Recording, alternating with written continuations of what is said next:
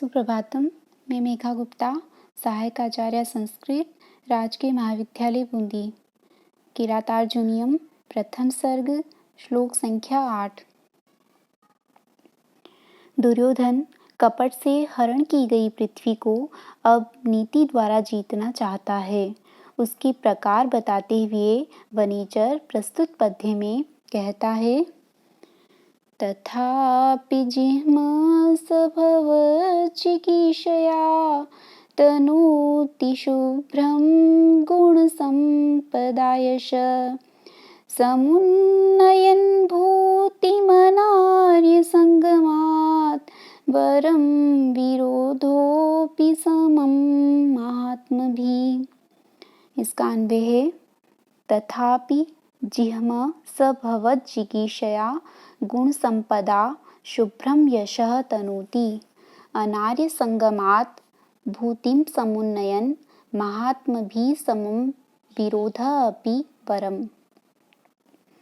तथापि अव्यय शब्द है। इसका अर्थ है इतना होते हुए भी, ऐसा होने पर भी, अर्थात आशंकित होता हुआ भी।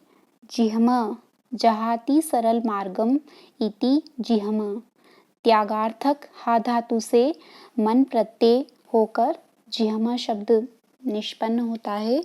जिह्म का अर्थ है कुटिल। स वह सर्वनाम शब्द है, दुर्योधन के लिए प्रयुक्त हुआ है। स वह दुर्योधन भवत जिगीषया जेतुम इच्छा जिगीषा, जी धातु सन प्रत्यय और स्त्रीलिंग में टाप प्रत्यय होकर जिगीषा शब्द बनता है। जिगीषा का अर्थ है जीतने की इच्छा। भवत जिगीषा इति भवत जिगीषा तया भवत जिगीषया। भवत जिगीषया का अर्थ है आपको जीतने की इच्छा से। गुण संपदा, गुणानाम संपत् गुण संपत् अथवा गुणा एव संपत् गुण संपत्, तया गुण संपदा गुण रूपी संपत्ति के द्वारा। शुभ्रम यशः, यशो वर्णने शुभ्रता वक्तव्या इति कवि समय। अतः यहाँ शुभ्रम यश का विशेषण पद है और यश विशेष्य है। शुभ्रम यश का अर्थ है शुभ्र यश का, धवल यश का। तनोति तनु विस्तारे, इस अर्थ में तनु धातु से लट लकार प्रथम पुरुष एक वचन में तनोति शब्द बनता है। तनोति का अर्थ है विस्तार कर रहा है। अनार्य संगमात, न आर्या इति अनार्या, नय तत्पुरुष, तई संगम तस्मात्, तृतीया तत्पुरुष।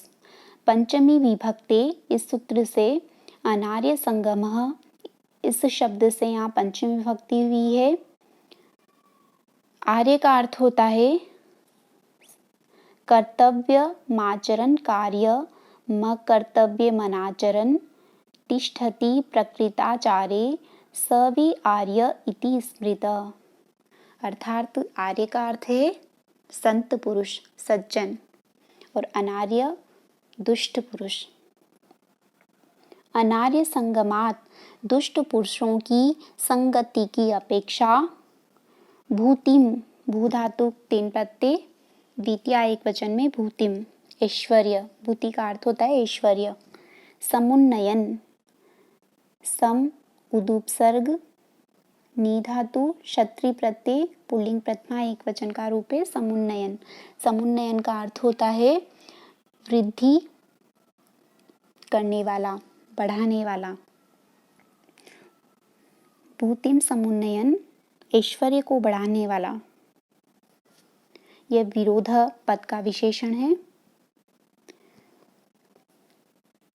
महात्म भी समम, महान आत्मा येषाम ते महात्मान तई महात्म भी। सहयुक्ते प्रधान सूत्र से सहार्थक समम के योग में महात्मन शब्द में तृतीया विभक्ति का प्रयोग हुआ है। महात्म भी समम, महापुरुषों के साथ, महात्माओं के साथ किया गया। विरोध अपि, विरोध भी, वरम श्रेष्ठ होता है। तथापि आशंकित होता हुआ भी जिह्म कुटिल स वह दुर्योधन। जिह्म विशेषण है स का। तथापि आशंकित होता हुआ भी जिह्म कुटिल स वह दुर्योधन भवत जिगीषया आपको जीतने की इच्छा से गुण संपदा दया दाक्षिण्य आदि गुण रूपी संपत्ति के द्वारा शुभ्रम यशः अपने धवल यश का तनोति विस्तार कर रहा है। अनार्य संगमात दुष्ट पुरुषों की संगति की अपेक्षा भूतिम समुन्नयन ऐश्वर्य को बढ़ाने वाला महात्म भी समम महापुरुषों के साथ किया गया विरोध भी वरम श्रेष्ठ होता है।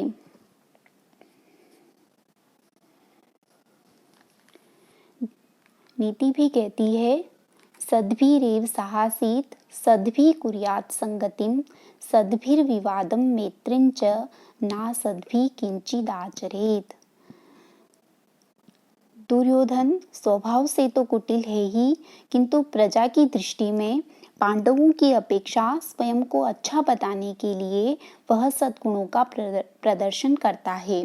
यह उसके राजनीतिक कौशल का एक अंग है। इस पद्य में यह बताया गया है कि दुर्योधन के व्यवहार में आए अप्रत्याशित परिवर्तन का मुख्य कारण पांडवों के साथ प्रतिस्पर्धा है। इस प्रसंग में कवि किरात के मुख से इस सार्वजनीन सत्य का उद्घोष करता है कि दुर्जनों के साथ मित्रता से तो सज्जनों के साथ वैर भी लाभदायक होता है, क्योंकि सत्पुरुषों से स्पर्धा करने के लिए दुर्जनों को भी अपना गुणोत्कर्ष दिखाना पड़ता है। भारवी की शास्त्रगत व्युत्पत्ति के अतिरिक्त लोकानुभव का प्रकृष्ट परिचय भी उनकी सूक्तियों से प्राप्त होता है। अल्प शब्दों में विपुल अर्थ का सन्निवेश अर्थ गौरव की पहचान है। निश्चित ही भाव गांधीर्य की दृष्टि से किरातार्जुनीयम अद्वितीय महाकाव्य है। भारवेर अर्थ गौरवम पद पर इस काव्य में अर्थ गांधीर्य से भरी नाना विषयक जीवन निर्माणकारी सदुपदेशपूर्ण जीवनानुभव युक्त हित प्रदायक सुभाषित उपलब्ध होते हैं। भारवी ने बड़े से बड़े अर्थ को कम से कम शब्दों के द्वारा प्रकट कर अपनी अनुपम काव्य चातुरी दिखाई है।